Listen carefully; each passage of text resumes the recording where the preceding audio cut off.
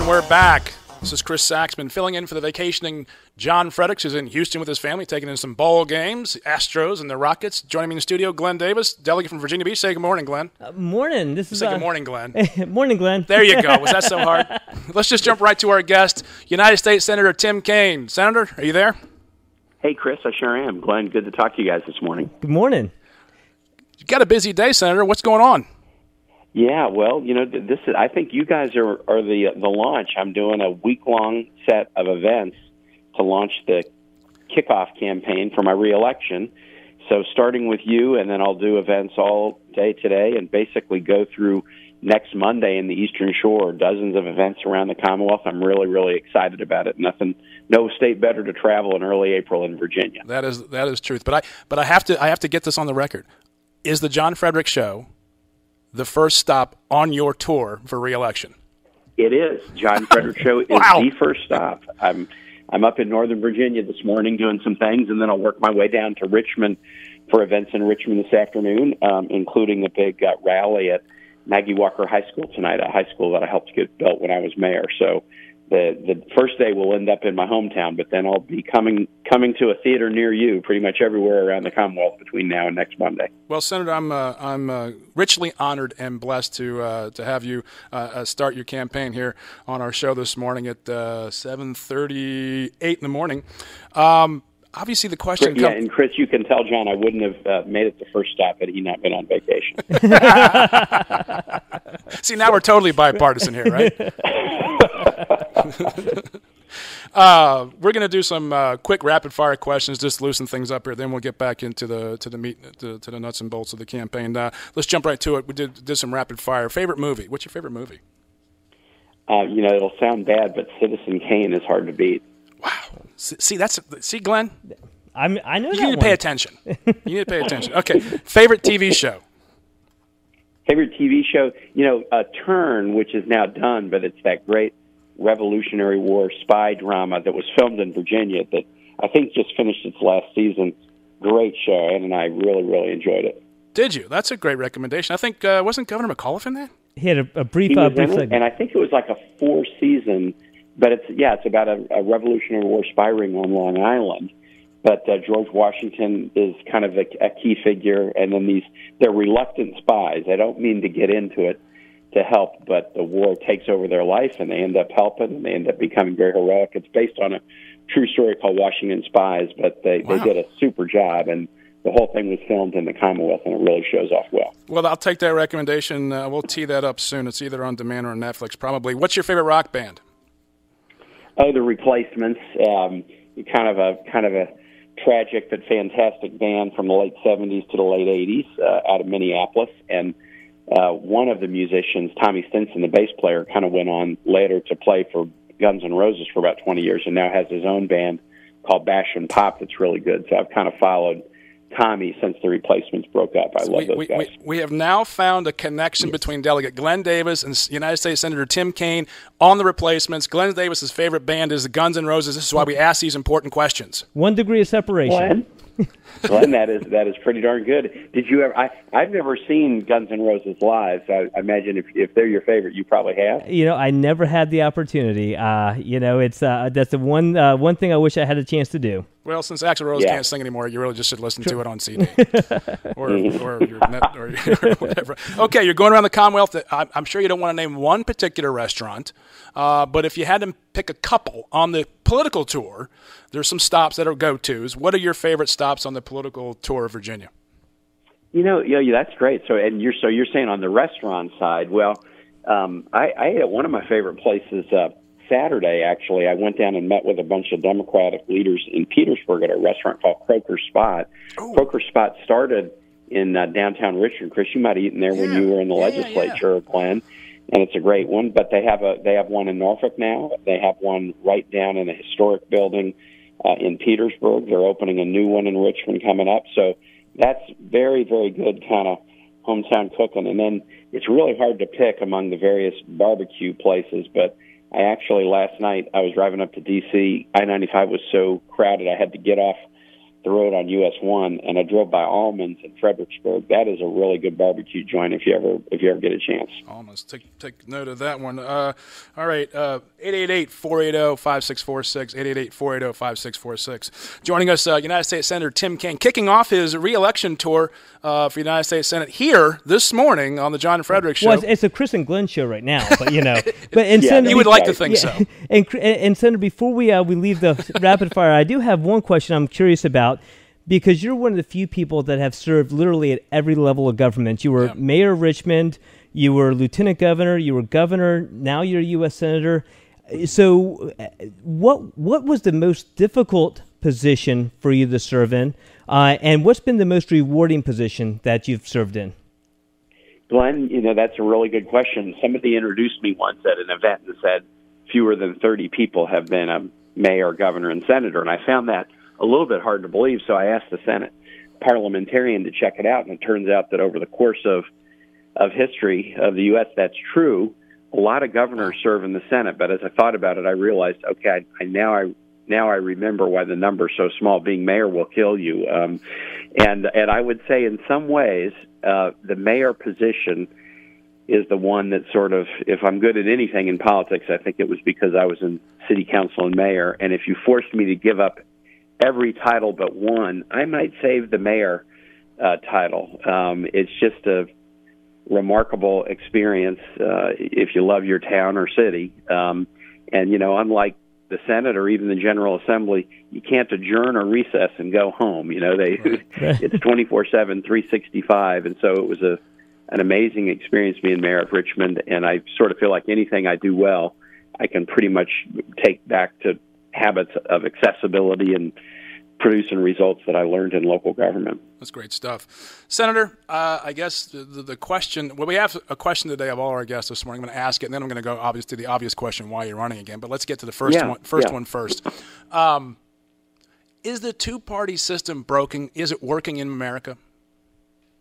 Wow, Chris, that's a powerful one. I'll tell you, I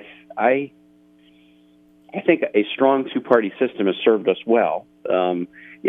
Most people, if you think about it, it's so unusual that we've had two relatively stable, strong parties from the 1850s to now. That's just not the case in most countries. So the two-party model has been unusual in this country in that it's been stable for so long. I think there are some fractures to it. Increasingly, people declare that they're independents. In Virginia, more people will say they're independent than Democratic or Republican, and I think that's starting to be the case pretty much everywhere. So independents now really tend to be the decision makers. I don't know, though, that that's going to change the two-party system. Independents, I think, like the ability to choose depending upon the person, sometimes vote Democrat, sometimes vote Republican. But I would say there are some elements of the system, campaign finance, gerrymandering, some excessive partisanship that are broken. And in particular, I would say that the most broken branch of government is the Article I branch, legislative branch. I meet people who like or don't like President Trump, but they don't say that the Article II branch is broken. I meet people who like or don't like the Roberts Court. They don't think the Article III branch is broken. But for a variety of reasons, the legislative branch, which is supposed to be the first Right. among co-equals, has got the challenges. And that's one of the things, in a perverse way, that I kind of like about the job, because I feel like I'm part of the branch that is the one that really needs improvement right now. Well, I guess that's a natural segue into why you're running again for United States Senate. So why are you running again? I really love my job. I have fantastic committees: Armed Services, Foreign Relations, Budget, and Health, Education, Labor, Pension. Those committees take advantage of my passions and my background. There are also 3 of the 4 committees are very, very nonpartisan. The Budget Committee is pretty partisan, but the others are not. Second, I really love representing Virginians. The thing that excites me every day, and that will be really fun about the week, is just the amazing diversity of the state, and whether it's advocating for policies like funding shipbuilding or expanding career and technical education or getting our Virginia tribes recognized, or doing, just basic constituent services. I'm working on a case right now to help the women's basketball coach at UVA, who's had to resign her job over an immigration issue. She adopted a little baby from Senegal, and it's gotten all tied up, and she's had to resign her job to go back to Senegal to complete the immigration process. Just working on the constituent services for Virginia is really satisfying. So I love the work that I do. I love representing Virginia. But apropos of your first question, I do think that we've got to have in the legislative branch people who know how to build bridges and who can be proud Democrats or Republicans. That's fine, but who will figure out ways to create partnerships and work together. And that is a challenge that I embrace every day. What is the biggest impediment to that, to getting those things done, to fixing the Article I branch of government that you spoke about? And you've governed at the local and state level. We worked together when you were lieutenant governor and governor. Absolutely. And I very much enjoyed working with you and your staff. I think you got a great staff in D.C. Who work, and they tell me that they have great relations across the aisle with other staff members and other members of Congress in both chambers. What's it going to take to get things going in that right direction? So people like the lady I spoke with this morning at breakfast who said the politicians don't care about the little people. How do we get to those people who say, yeah, they do, but there's something broken? There's a disconnect. Yeah, well, Chris, I would say first it's incumbent upon all of us. So the woman that you talked to at breakfast, we've got to be out there listening. You know, one of the great things about a campaign tour is not just the week, but now to November. I mean, it's an intense listening exercise if you're doing it right. And we have to do that all the time. So that's the first thing we have to do. Second thing is, I think there are some challenges in the House. Gerrymandering affects the House significantly. It doesn't affect the Senate. Right. If I'm just looking at things to change on the Senate side, it isn't magic. It's just you have to build in intentionally opportunities to try to work across the aisle. I have a kind of a working rule that I try not to introduce legislation if I can't find a Republican co-sponsor. Sometimes I'll do it, and then after I introduce it, I'll work to find Republican co-sponsorship. But cooperation is a muscle. If you don't exercise it, it atrophies. In the Senate, as you know, long before I got there, we were kind of in a position where you had to get 60 votes to legislate. Right. That can be bad, but it also forces bipartisanship. Neither party has 60, so if you want to do something, you're going to have to find 60. On most of the bipartisan things we do, the budget deal, a recent banking reform bill that we did, if there's something going on that is a bipartisan effort, I'm in the middle of it. We came up with a bipartisan Dreamer deal last month ago. We ended up getting 8 Republicans and all Democrats. We had a realistic shot at more Republicans, but when President Trump announced his opposition to it, kind of put a ceiling on our ability to get more. But I think the key to it is some of it's structural, but an awful lot more of it is just, do you walk into the building every day committed to trying to find partnerships across the aisle to make things happen? Right. And again, without those partnerships, we wouldn't have got the Virginia tribes recognized. I worked with then House Leader Eric Cantor on passing the Gabriella Miller Research Act to fund pediatric research at the NIH. The things that happen, if they do, they're only going to happen if you intentionally reach across the aisle. And we just have to have more people being willing to do that. And again, you don't have to give up on being a proud Democrat or proud Republican. I'm as Democrat as you guys are Republicans. But if you want to get something done, you got to listen to each other and find the areas of overlap and common ground.